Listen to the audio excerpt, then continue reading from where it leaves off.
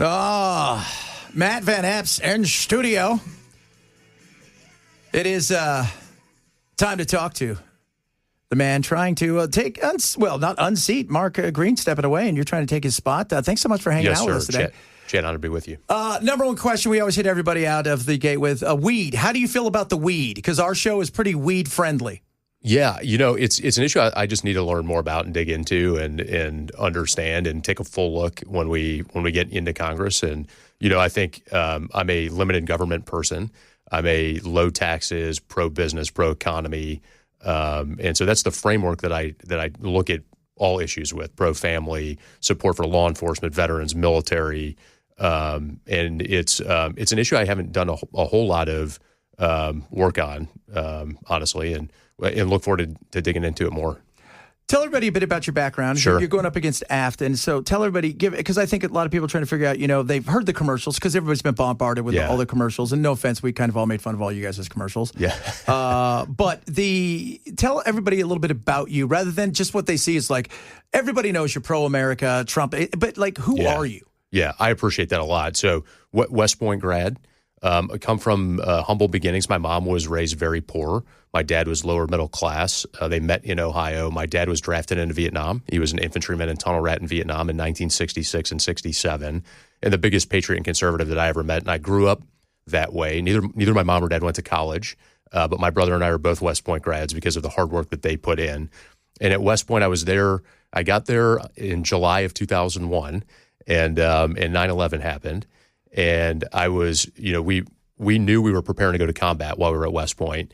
And we entered with about 1,200 cadets, and we found out in May of 2005, our graduation month, that Time Magazine put 3 of my classmates on the cover, called us a class of 9/11, entered during a time of peace, graduating during a time of war.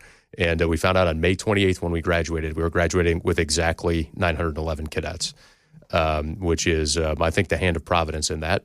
But went from West Point, studied political science, went on to be a helicopter pilot in the Army. I went through survival school, Ranger school, went to my first duty assignment at Fort Hood, Texas, where I was flying Apache attack helicopters, and then deployed to Iraq for 12 months, and was just north of Baghdad at a place called Camp Taji, and we were responsible for delivering direct fires and reconnaissance in support of U.S. forces. Met some special operators, and that looked pretty interesting. So I assessed and was selected for the 160th Special Operations Aviation Regiment out of Fort Campbell. That brought me to Tennessee, and I served in that unit for about 5.5 years, and switched over to flying the MH-47 Gulf Chinook, and deployed 8 times to combat with 160th, and some very formative experiences. I've been sharing a couple of stories on the campaign trail just about what that meant and what service there means, and how important military and veterans are and their families are to me. And lived in Clarksville for 5 years, and then moved to Nashville, and live in Nashville now, and went to work at a veteran-owned small business, and then after that got into state government, went back to the private sector, and then most recently was the commissioner of the Tennessee Department of General Services, and stepped down from that to make this run. Still serving in the National Guard. I'm a lieutenant colonel, a deputy brigade commander with a unit down in Tullahoma. I've got a young daughter. My wife is from North Carolina, and we met here, and raising our family here, and just love Tennessee, love the district.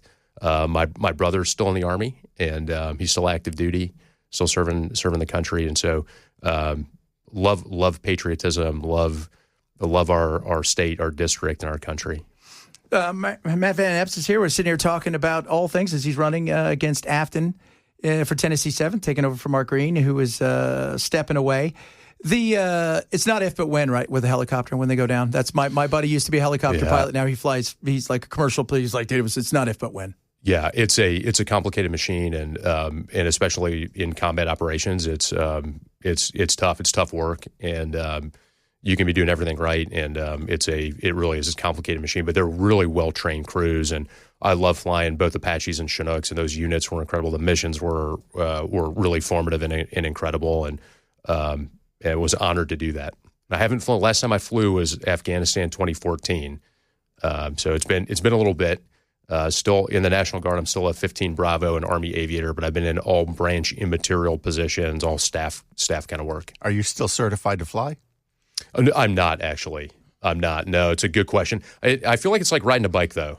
So I feel like we could get out there and it'd be, we'd pick that thing up, we'd hover, and we'd take off and be okay. There you go. So we need that. If that's shoot off gonna some happen, Hellfire missiles and have a little fun. That's right. That is an amazing aircraft. So let's get serious here. Affordable housing. Like we're just talking, Ken's, there's a new report out about, somebody who is, you got a youngster in there who's your campaign manager. He looks like he's 9. And he, $96,000 is what they say comfortable as a single person to live in Nashville. The cost, inflation is up, but wages aren't keeping up. Prices are getting away. People are wondering about affordability in housing, healthcare, and they're thinking, okay, so you're going to take over. What are you going to do for everybody? Yeah. Well, we're hearing that probably the number one thing, I think you're right, is affordability, and just how do we get to being more affordable? I've met with the Home Builders Association. I've met with mortgage bankers, trying to really wrap my mind around all of it and understand how can we best step in to help. And it was, a matter of fact, we were just coming from Williamson County, and we were there for a presentation on affordable housing for the city of Franklin. And I think it starts with our overall approach, and so it's about keeping taxes low and cutting regulations, and we have a supply problem for housing, and I think making it easier for builders to build and ensuring that they have what they need, and mortgage bankers.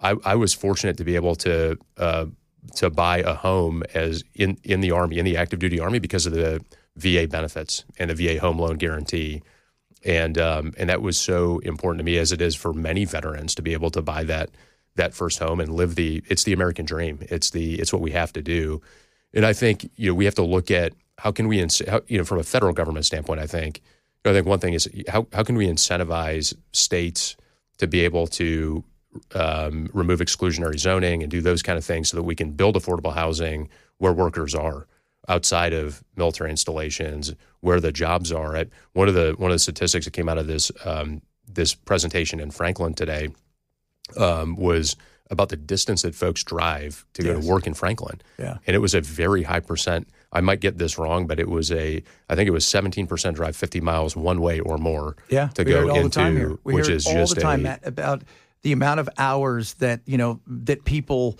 spend inside their car. And the thing is, it's really not about even affordable housing at this point in Nashville. It's because it's going to have to be out there, because unless we're going to build higher, there's not a lot of room. And that's people are frustrated they feel like life's getting away from them, and they're no longer keeping up with the Joneses. The Joneses are gone. I hear that too, and totally agree. And we've got to work really hard there. We've got to work hard to unleash Americans' energy dominance. We bring down the cost of electricity and power. I think that's a big part of it. Cutting red tape, keeping taxes low, I think is incredibly important. I'm a low tax person. I would have voted for the One Big Beautiful Now law for the number of, locking in the largest tax decrease in American history. The problem with that, though, man, is at the end of the day, the wealthy, they get to keep all of their taxes permanently. The middle class, all that stuff phases out. And there's the frustration, I think. There's this, the populism that Trump came is they're looking around and going, hey, Trump and everybody else looks like they're getting wealthy. They're having the big parties. He's got this coins and he's making billions. And the AI companies and everybody else is going, what about us, the middle class? I thought the whole thing was the middle class feels like they're getting squeezed out of everything. Well, and I think the middle class is so important. I mean, that's how I grew up, middle class, and my mom was, as I mentioned, she was raised poor. My dad was lower middle class, and they met at IBM, actually, in Cleveland, Ohio. My dad was an entry-level salesman. My mom was a secretary, and they met there. And they worked really hard. Neither of them went to college, as I said, and they worked really hard for my brother and I, and they were able to buy a house in the 1980s at a 17% interest rate. I think it was a really, really high interest rate. And they worked really hard to give us an opportunity and a chance, and we were raised better than they were. And that's what we want too. We want affordable housing. We want people to be able to start a family, own a home, and live better than the last generation. I think that is the American dream. The younger generation, this generation, like the Gen Alphas, but really the Gen Zs and the millennials, they're not going to live better than their mom and dad. It's like the first generation of history where they're looking and going, we're coming out already of school with a mortgage payment. Yeah. And, we're going to live with, some people's goals is not to have a roommate, let alone own a home. Yeah. Yeah. It's just, I hear that too. We're hearing that a lot on the campaign trail, and it's a key focus. It's a key focus for us in extending beyond housing to unleashing American energy. I'm pro nuclear. I think there's a lot there. What is up with the insanity? I know with the oil companies, tons of money. They don't want nuclear around because let's be real, that cuts in their business. And then you get the greenies who all run around and go, oh my God, 3 Mile Island. But man, nuclear's awesome. I would agree. And I think as an Army guy, I've talked about this a little bit. It's kind of hard to give kudos to my Navy brothers and sisters, but I will here. They've gotten it right. And they've gotten it right. Nuclear submarines don't have to refuel. Sailors don't get sick. And so they figured out these small modular reactors. And Tennessee is leading and has the potential to continue to lead on that front, which is exciting. The first small modular reactor will be at the Clinch River site in East Tennessee. And it's leveraging the private sector. There's a company out there, too, that will be the first private sector company to do nuclear recycling, the nuclear fuel recycling. And I think when we unleash innovation in America, we see really great things happening. And nuclear should continue to be a cornerstone of that, in addition to oil and gas. Yeah, it's the nuclear thing has got this really bad rap. And by the way, it's the one thing we know how to dispose of. That's the other side that people don't realize. Talking to Matt Van Epps as he's running for Mark Green's seat in the 7th up against Afton. She is, you know what, for better or worse, whether you like her or don't, and we know Afton, she's very personable. She's very nice. She's not, Matt and I were talking about yesterday. She's very genuine. You don't have to like her politics, but she's a very, good person, and I believe she believes all these things. You look at taking her on, you guys are completely opposite ends. Yeah. But I think a lot of, of what both sides want is closer than we realize. And we've become so polarized. And I know that the algorithms play a huge role in that. Yeah. Well, and her and I have met once or twice, I think, and have been friendly. It's a friendly interaction. And I don't really know her, but seems like a nice person. And I think we could not be more different in terms of policy and how we view the world and how we're approaching fighting for the district. And I think our viewpoint, obviously, I think is the one that resonates with voters in the Tennessee 7th Congressional District and is what's right for our district, our state, and our country. And that's what we're fighting hard to tell folks. Number one is that the election is November 26th, early voting through on November 26th, and the election's on December 2nd. And a whole lot of folks, I think know, but some folks don't know. And that's what we're trying to work so folks know that. And then the other side is showing our vision that we support law enforcement. We support ICE. I'm an America First conservative that's been endorsed by the president and stand 100% behind President Trump and fighting forward for America First principles.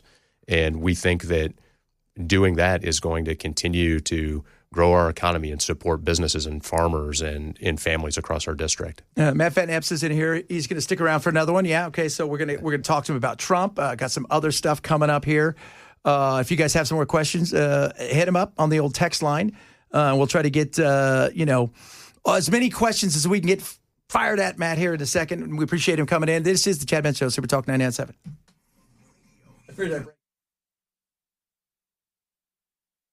Matt Van Epps in studio. All right, let's first and foremost, Trump. A lot of people are saying, okay, you're America First. Trump feels like he's kind of bailed a little bit on America First with with Israel, the support that's at times people feel ridiculous, but also the money for Argentina and a few other things. And there's no doubt that there has been, some pressure that maybe America First, they don't feel like it's America First. Yeah, I fully support the president, back him, and have been endorsed by the president, which I'm just so grateful and honored to have. And I think, on the first point, when we see peace through strength, and I fully support peace through strength. And the president's the best negotiator in the world. And when he was trying to bring the Iranians to the table to negotiate and tried that, and it didn't work, and he delivered a decisive blow against the Iranian nuclear program. And I think that's a great example of peace through strength, where he wanted to negotiate, and after that was done, he pulled everyone back. And that was the largest, biggest deep strike in American history, 140 aircraft, very complicated, and the right thing to do to protect our allies and interests in the region. And I think the president, we saw a really great jobs number today, which good. is which is from great. September, yeah. From September, just released today. Nobody working that's last right. month. That's right. And that's I think that's really good for the economy. And I think the president wakes up every day and is trying to figure out how do we continue to make America first and to solve things that were caused under 4 years of Biden, a porous border, unbridled spending and inflation. And we're seeing a lot of really good outcomes from that now. And there's more work to do. And I'm excited to get to Congress to fight alongside the president and with the speaker to deliver on America first. The ACA is going away. And, the affordability is going to be the biggest issue. Because let's be real, this time next year, if affordability is still, if wages are stagnant and we're in a bit of a recession and things have gone sideways, you can kiss Congress goodbye. And I think people recognize that. And affordability, Trump has come out on more than a few occasions and basically did the same thing Biden did, which was not say, hey, guys, look, this is going to take a while and stuff. It's good. Everything's great. The message has to be there. And there's going to be a lot of people that are going to see their premiums go through the roof. And there's got to be a fix. I don't care who broke it. I want to know, Matt, who's going to fix it. Yeah, well, and I think the president and the speaker have now signaled a willingness to negotiate there, which is what we'll have to do. Is to fit. You're right. We've got to fix it. And I think broadly in healthcare, and we get this question a lot too, and we've tried to talk about it.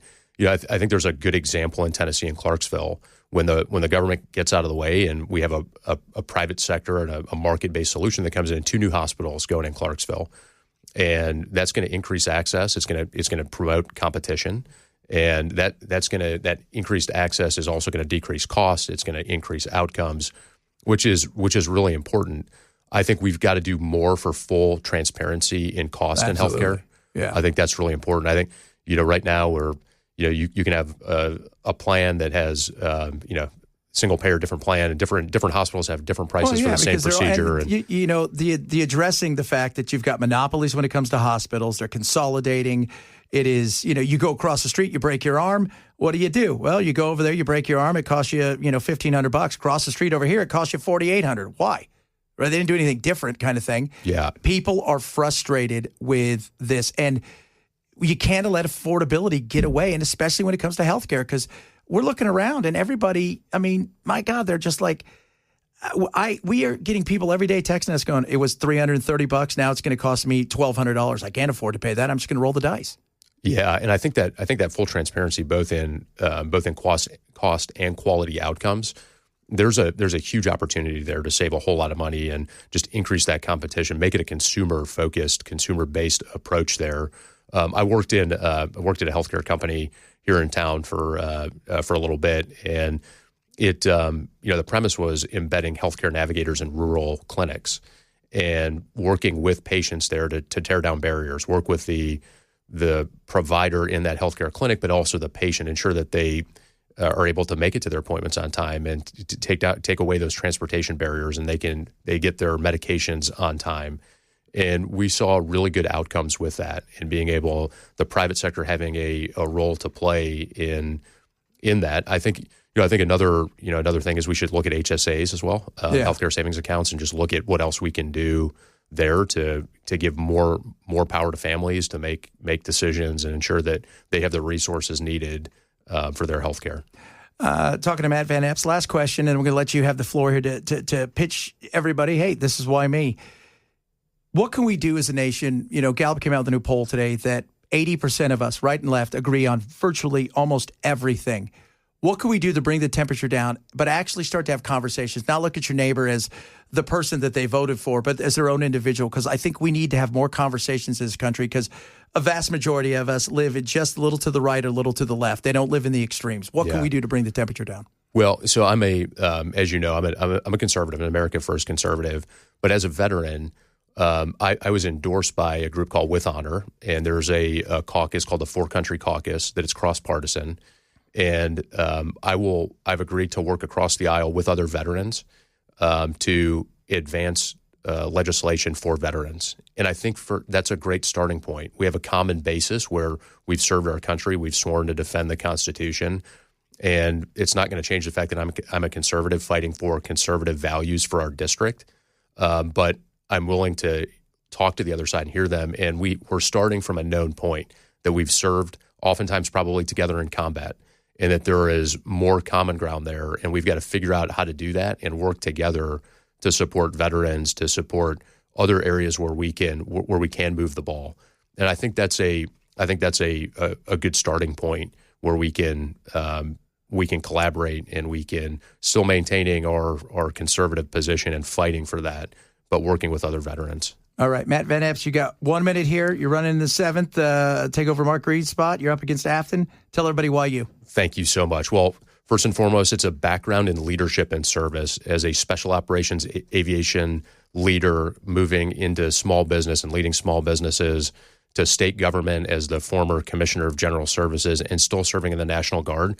I have real-world boots-on-the-ground leadership experience to handle the hard problems, to work with moderates in the Republican Party and conservatives like me and other folks to advance meaningful legislation in Congress. The distinction could not be more clear. We are pro-business, was endorsed by NFIB. We are pro-family and farmer, pro-law enforcement, want to keep the border secure, want to execute policies and principles that keep taxes low, that cut regulation, that address affordability like we've been talking about, that is so incredibly important. And we've seen that momentum across the district. We're up right now, but I need everyone to get out and vote. I need your vote. I ask for your support. I ask for your vote. Our website's mattfortn.com. That's mattfortn.com. We're going to fight for it. We're going to win this on December 2nd.